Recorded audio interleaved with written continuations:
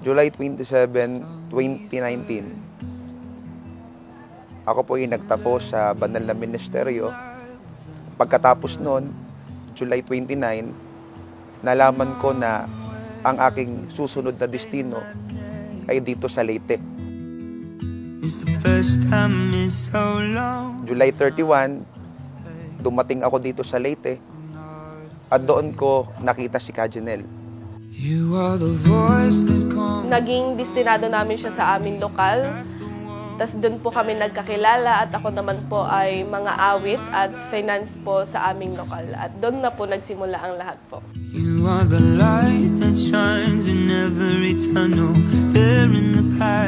Siya ang unang nakita kong kapatid dito.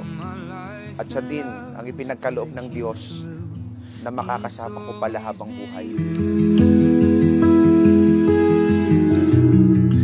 It's always been you.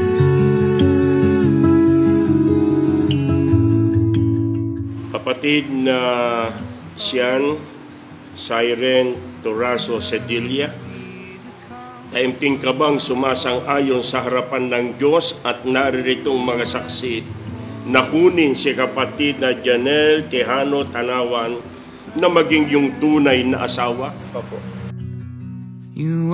Pinakilala siya ng kasama niya noon na siya na yung destinado namin at na love at first sight po, na pugian po. Unexpected talaga yung nangyari. Nagsimula kami sa ulitan, sa asaran, para mang magkaibigan lang na laging nag-aaway. Pero sabi nga ng itinuturo, hayaan mo ang Diyos na humanap ng taong para sa atin.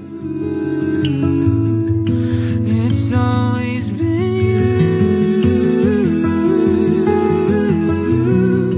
Kapatid na Janelle Tejano Tanawan, mataimtindim bang yung sinasang-ayunan na tanggapin si kapatid na Sian Siren Toraso Sedilla na yung maging tunay na asawa?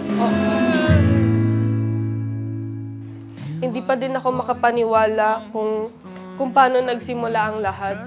Sa nakita ka lang at nakilala ka lang na ngayon ay magkakasama na tayo habang buhay.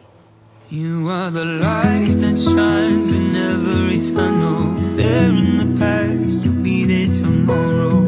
All my life, your love was breaking through. It's always been you. It's always been you.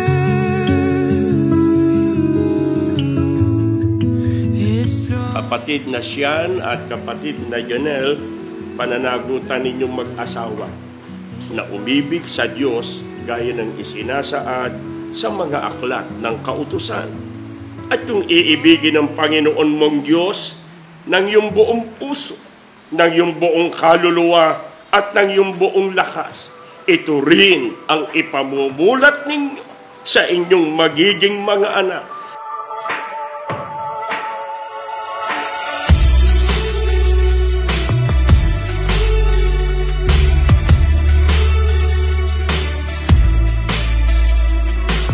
Mararamdaman mo yun.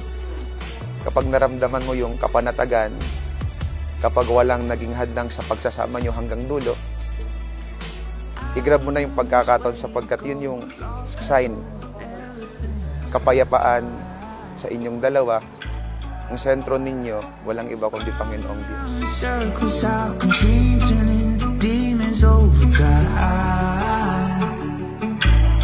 Lumaban tayo at nagpakatatag. Higit sa lahat, nanalig at nagtiwala sa Diyos na malalampasan natin ito lahat. Here's to the strangers, dancing through danger, rebels in heart, we sing through the night. Here's to the lovers, healing each other, filling the scars with beautiful light. Rebels in heart. May kasama na ako araw-araw sa pagmamahal sa mga kapatid at katuwang sa pagtupad sa banal na tungkulin sa banal na ministeryo. Mahal na mahal po.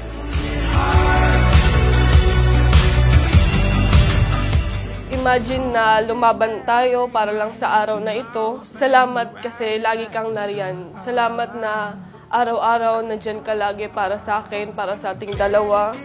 Salamat sa tulong mo at suporta mo. Salamat dahil hindi ka nagsawa. Salamat kasi hinintay mo ako. Here's to the lovers, healing each other, telling the scars with beautiful light.